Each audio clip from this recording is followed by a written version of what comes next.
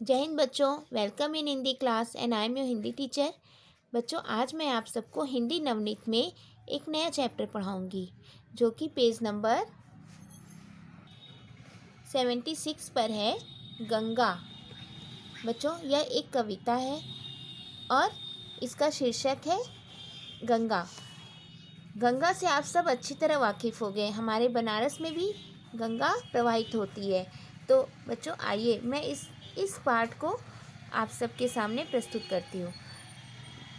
सबसे पहले इस पाठ का आपको क्या लिखना है? कविता का संदर्भ लिखना है। तो संदर्भ लिखने के लिए आप क्या करोगे? मैंने पिछले भी अध्याय में आप सबको संदर्भ लिखना सिखाया था। प्रस्तुत पद्यांश हमारी पाठ्य पुस्तक नवनीत के गंगा कविता से लिया गया है। इसके रचनाकार, अभी फ़िलहाल इस कविता के रचनाकार का नाम नहीं दिया है, तो आप इसका रचनाकार नहीं लिखेंगे। बस इतना ही लिखना है कि प्रस्तुत पद्यांश हमारी पाठ्य पुस्तक नवनीत के गंगा पाठ से लिया गया है। अब प्रसंग में लिखेंगे बच्चों। भारतीय संस्कृति में गंगा नदी का महत्व विशेष है। इसे मोक्ष प्रदायिनी व पतित पावनी गंगा कहकर भी पुकारा जाता है और प्रस्तुत कविता में कवि ने इसका गुणगान किया है। ये आपका संदर्भ हो गया। तो अब आइए बच्चों, मैं कुछ इन पंक्तियों का भावार्थ आपको समझाती हूँ। अमर हिमालय की गोद से धरती पर लहराती गंगा, कलकल मैदानों में बहकर सोना सा उपजाती गंगा। अमर हिमालय यानी बच्चों, यहाँ पे हिमालय एक पर्वत का नाम है ना। हिमालय की चोटी से गंगा कहाँ से निकली है? हिमालय से। तो यहाँ पर बोला गया है हिमालय की गोद से, यानी हिमालय से निकलकर गंगा धरती पर चारों ओर फैल गई है।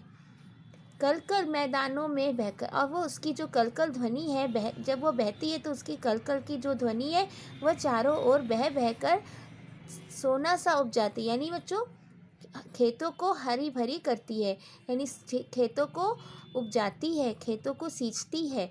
तो क्या होता है? सोना, उसमें से सोना सा, यानी बच्चों जो अनाज होता है उसको यहाँ पर सोना कहकर, उसे सोना जैसा मूल्यवान कहकर संबोधित किया गया है।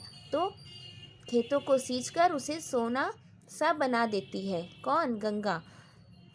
हिमालय की गोद से निकलकर हमारी धरती पर गंगा नदी प्रवाहित होती है और विभिन्न मैदानी भागों में कलकल की आवाज़ करते हुए बहती है तथा और हमारे खेतों को भी उपजाकर हमारे खेतों को सींचकर सोना उपजाती है। प्यास बुझा प्यासे से खेतों की पावन नदी कहाती गंगा, जो भी आकर मिलता इसमें पावन उसे बनाती गंगा। बच्चों, जो भी पथिक इस राह से किसी भी राह से गुज़रता है, अगर उस राह में गंगा नदी से अगर वह उसके पास से गुज़रती हुई रहती है तो वह सभी के प्यास को बुझा देती है और पथिक के प्यास को बुझाने के साथ साथ वह खेतों की भी प्यास को बुझाती है।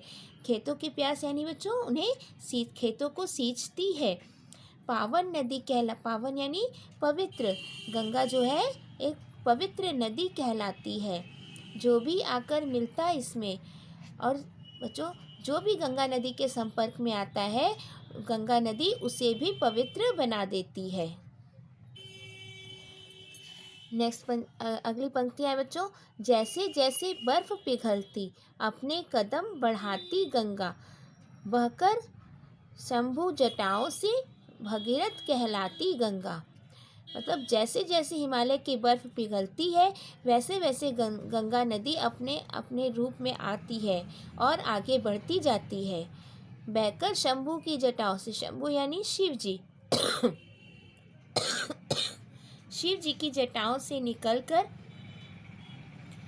भगीरथ जी ने, आप सबने सुना होगा ना भगीरथ का नाम।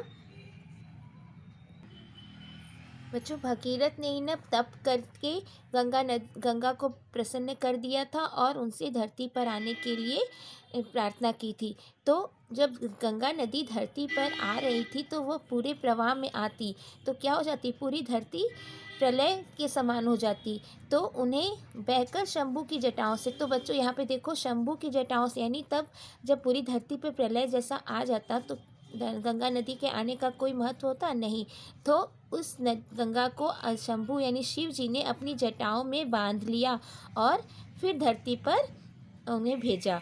तो इसलिए कहा गया है बच्चों, बहकर शंभू की जटाओं से, शिव जी की जटाओं से निकलकर ये जो गंगा है वह भगीरथ के नाम से भी जानी जाती है। तो इस वीडियो में बच्चों इतना ही। अगला भाग मैं नेक्स्ट वीडियो में पढ़ाऊँगी।